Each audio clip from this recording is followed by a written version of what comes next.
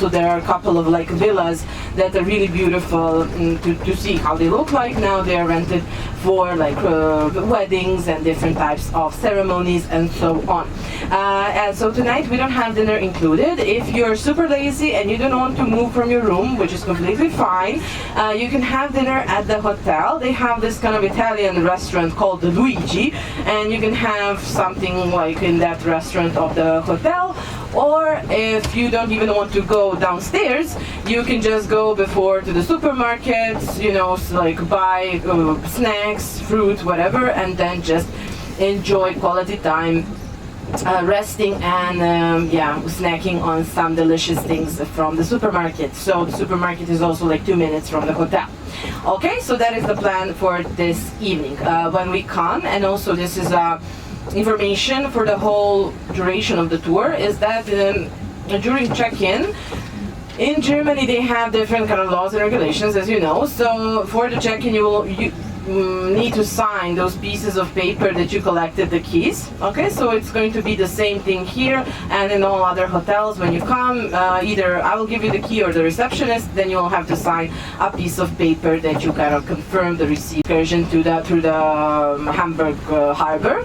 So speaking about the optionals, please fill out the forms. So while we are still driving through Köln, and you can give me the forms when we come to the hotel, because I need to call the vendors tonight and tell them the number of you who want to come on the optionals. In case you're not sure about the optionals happening later on, you can tell me after, but I just need all the forms returned so I can check about the situation. Being humble and asking for help and like praying for the divine, and this idea and this concept of the crown on the head of the goose, that geese, I never know. Okay, so either way, it is what kind of researchers explain as the divine intervention. So this is the story about the girl and the geese, and similar stories were adapted with the kind of similar symbolic but with different kind of protagonists. But the original folk tale, it comes from Monheim and this little village we are going to see shortly. So once again we will be crossing here the Rhine River, and then we will be coming into Monheim. So as if you want to go afterwards in the evening towards the village, if you want to see also the house where the little girl is like living, they made this reconstruction in this public park. It's really cute.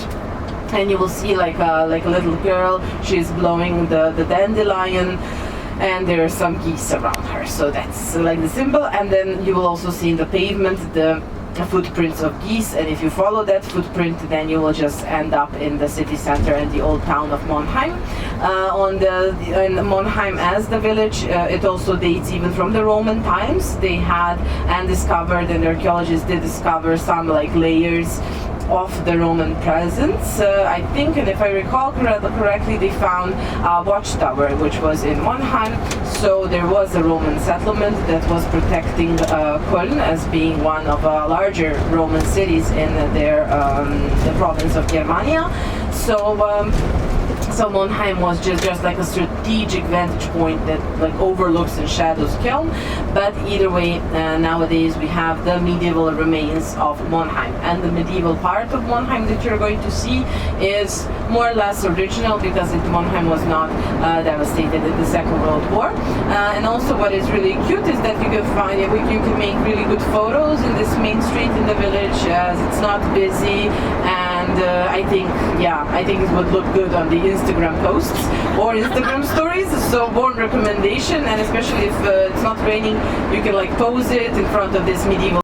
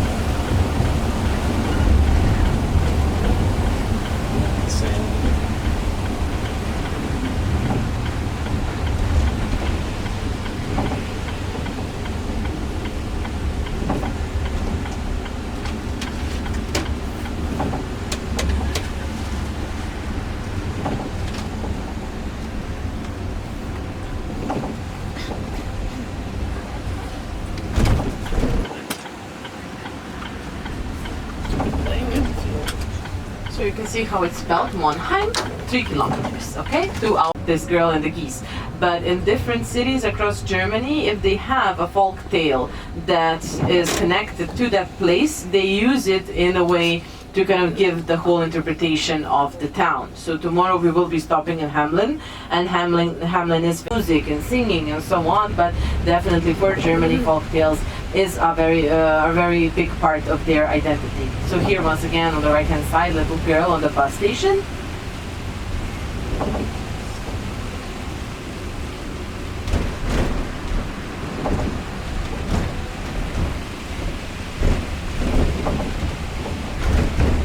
And the houses that you see on the left side, on the right hand side, those are like residential houses. Here this is like more like an apartment building, but you know, it's just like 3 floors. It's not too big. Everything is in the same size, if you can see. So they really follow urban planning and urban policies in a way that does not interfere with the rest of the neighborhood. Also, if you want, for example, to build another floor on your house, you will need to have a special permit, not for the construction, but a permit confirming that if you build another floor, you're not going to jeopardize the sun that comes on the house of the neighbor. So you have to be sure that you are not interfering with the kind of the sun, or just not making a shadow and so on. So they're very strict with these regulations too. And I would know because my family, the sister of my late grandfather, she lives in Köln, in the city where we've been to. So when I was growing up and when I was still a child, like between 10 and 15 years old, I was often coming to Köln to visit my cousins that live here, and I know that they had this issue with their house because they wanted to do some construction and reconstruction, and they couldn't because it was interfering with the sun and everything. So it was too complicated project for them.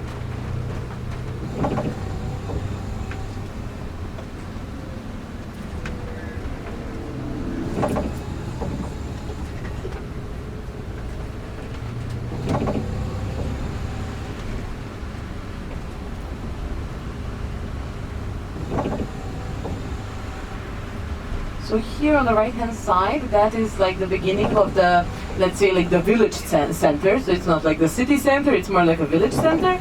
And it's really close to our hotel. So once again, I do encourage you to be curious and to go and discover the city center and the village.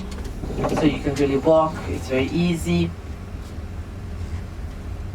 I will tell you what is the best way to come there.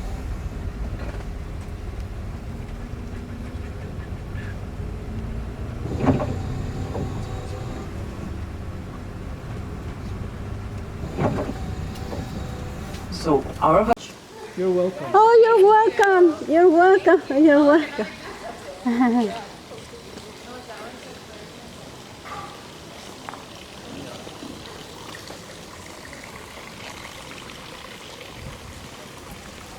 Another goose, Jim?